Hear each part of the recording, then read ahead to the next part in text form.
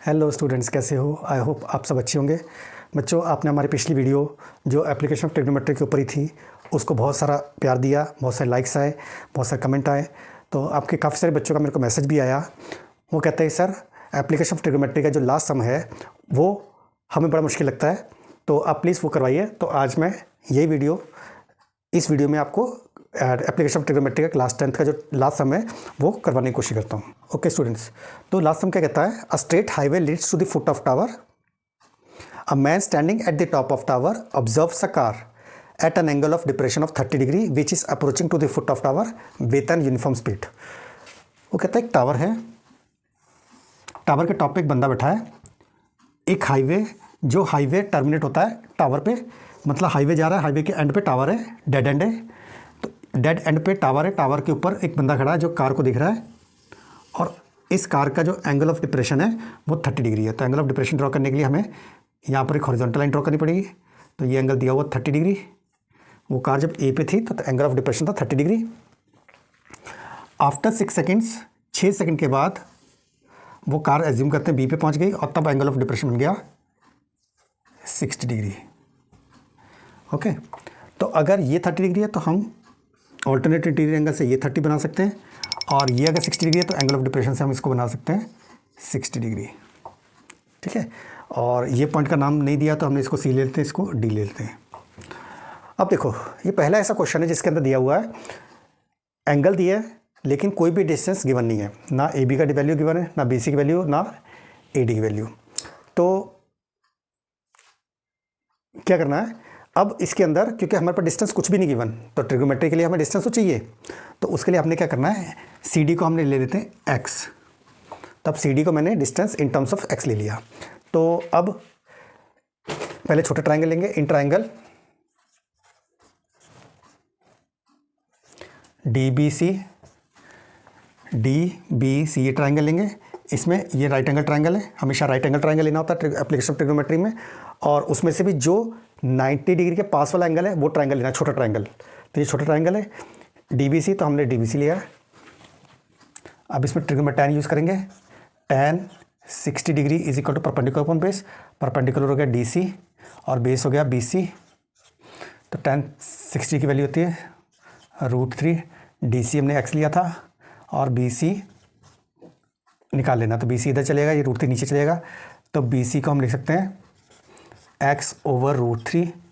ये हमारे basic value आ गई। ओके, अब हमने बीसी को भी x के फॉर्म में लिख दिया। अब एडीसी ट्राइंगल, बड़े राइट एंगल ट्राइंगल में, इसमें भी हम एसी को इन टर्म्स ऑफ x लेंगे। तो इन ट्राइंगल एडीसी यहाँ 30 डिग्री गिवन है, tan 30 degree is equal to perpendicular upon base, perpendicular हो गया डीसी और बेस हो गया एसी। हमने एसी इसलिए लिया क्योंकि राइट एंगल ट्राइंगल में ये पूरा बेस था, सिर्फ ये बेस नहीं है, तो एसी पूरा बेस है और परपेंडिकुलर पूरा डीसी है। तो tan 30 होता है 1 ओवर √3, डीसी हमने एक्स लिया और एसी हमें निकालना है। तो हमने क्या करेंगे, एसी को 1 के साथ मल्टीप्लाई करेंगे, √3 को एक्स के साथ मल्टीप्लाई करेंगे। तो एसी की वैल्यू आ जाएगी मेरे पास x √3। इसको भी हम हाईलाइट कर देंगे ताकि टीचर को ढूंढना इजी हो जाए। अब हमने बीसी को भी x के फॉर्म में लिख दिया, एसी को भी x के फॉर्म में लिख दिया। अब हमें AB को भी x के फॉर्म में लिखना है। तो AB कैसे आएगा?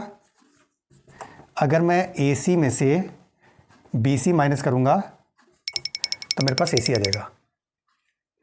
तो AC मेरे पास कितना था? AC आया था x √3 माइनस BC कितना आया था? x over √3। अब दोनों में x कॉमन है, तो x कॉमन निकालेंगे तो अंदर क्या बचेगा? √3 माइनस 1 ओवर √3। क्योंकि ये x दोनों में से x कॉमन निकाल लिया तो फर्स्ट टर्म में से सिर्फ √3 बचा, तो √3 लिख दिया, माइनस वैसे लिख दिया, और ये x बाहर निकल चुका है, इसकी जगह बचा 1, तो 1 ओवर √3, तो ये आ गया। अब इस दोनों का डिनोमीटर एलसीएम लेंगे तो एलसीएम हो जाएगा √3, तो हमारे पास आएगा x, ये √3 टू √3 3 हो गया, 3 माइनस 1 मतलब 2 ओवर √3, तो मतलब AB। ओके स्टूडेंट्स, तो अब हमारे पास ए बी डिस्टेंस आ चुका है एक्स की फॉर्म में, बी सी डिस्टेंस आ चुका है एक्स की फॉर्म में, और ए सी डिस्टेंस आ चुका है हमारा एक्स की फॉर्म में। अब हमने आगे का सम करना है speed is equal to distance upon time से। तो पहले हेडिंग लिखो फॉर ए बी की, मतलब कार की स्पीड ए बी को कवर करने के लिए speed is equal to distance upon time होता है। डिस्टेंस हो गया हमारे पास 2x/√3 और टाइम कितना लिया 6 सेकेंड्स। अब देखो बच्चों, यहाँ पर था डिस्टेंस, यहाँ होल नंबर है, ये फ्रैक्शन, ये होल नंबर है।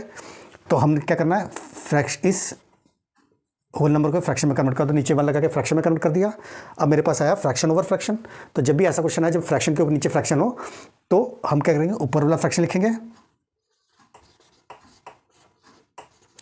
मल्टीप्लाई बाय नीचे वाले फ्रैक्शन का रेसिप्रोकल कर देंगे। तो यहाँ 6/1 की जगह 1/6 कर देंगे। तो इसकी 6 और 3 की कटिंग हो जाएगी, 2 और 6 की कटिंग हो जाएगी, 3 बचा। तो आंसर आएगा x/3√3। तो स्पीड आ गई हमारे पास x/3√3। अब हमें निकालना बी सी का डिस्टेंस।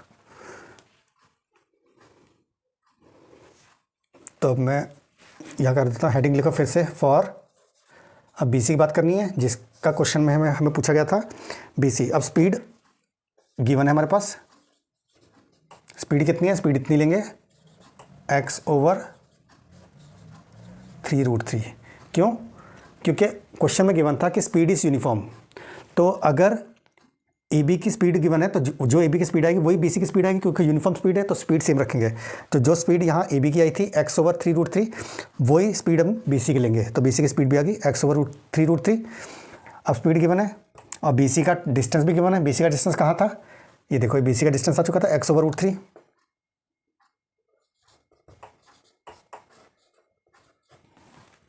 तो अब स्पीड गिवन है, डिस्टेंस गिवन है, तो टाइम निकालने का जो हमारे क्वेश्चन में गिवन है, तो टाइम निकालना है। तो टाइम कैसे आएगा, डिस्टेंस ओवर स्पीड। तो डिस्टेंस कितना है हमारे पास x/√3 whole divide by speed कितनी है x/3√3। तो अगेन देखो यहाँ पर फ्रैक्शन ओवर फ्रैक्शन है, और अभी मैंने बताया था जब फ्रैक्शन ओवर फ्रैक्शन होता है तो हम क्या करते हैं, ऊपर वाला फ्रैक्शन मल्टीप्लाई बाय नीचे वाले फ्रैक्शन का रेसिप्रोकल।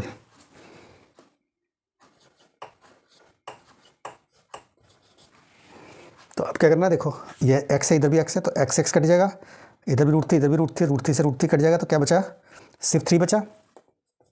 तो ये मेरा आंसर होगा 3 seconds. Therefore car will reach at the foot of tower in 3 seconds. तो ओके स्टूडेंट्स, तो आई होप आपको ये क्वेश्चन समझ में आ गया होगा। अगर कोई पर्टिकुलर पार्ट आपको नहीं समझ में आया तो या तो आप इस वीडियो को दोबारा से देख लीजिए एक बार, तो दोबारा कंसेप्ट क्लियर हो जाएगा। इन केस आपको फिर भी कोई दिक्कत रहती है, कोई डाउट निकल आता है, तो आप हमें कमेंट करके बताइए, हम आपको दोबारा से उसको सॉल्व करने की कोशिश करेंगे। और बच्चों, जैसे कि मैंने आपको बताया, हमारी क्लास 10th के मॉक टेस्ट की सीरीज़ शुरू कर दी है हमने। तो जो बच्चे हमसे पर्सनल 1-to-1 कोचिंग लेना चाहते हैं, आप हमें कांटेक्ट कीजिए, आप हमें कमेंट करके भेजिए, तो हम आपको लिंक भेज देंगे, तो आप जिसके थ्रू आप रजिस्ट्रेशन करवा सकते हो। तो हमारा मोटिव रहेगा कि आपको इस 10th क्लास में ज़्यादा से ज़्यादा नंबर लेके पास करवाएं। तो आई होप आपको ये वीडियो समझ में आ गई होगी। अगर जिस पर्टिकुलर टॉपिक पे आपको और वीडियो चाहिए तो आप हमें कमेंट करके भेजिए, मैं आपको उस पर्टिकुलर टॉपिक पे या उस पर्टिकुलर सम पे डेडिकेटेड वीडियो बना के आपको सॉल्व करने की कोशिश करूँगा। Thank you students, have a nice day, bye bye.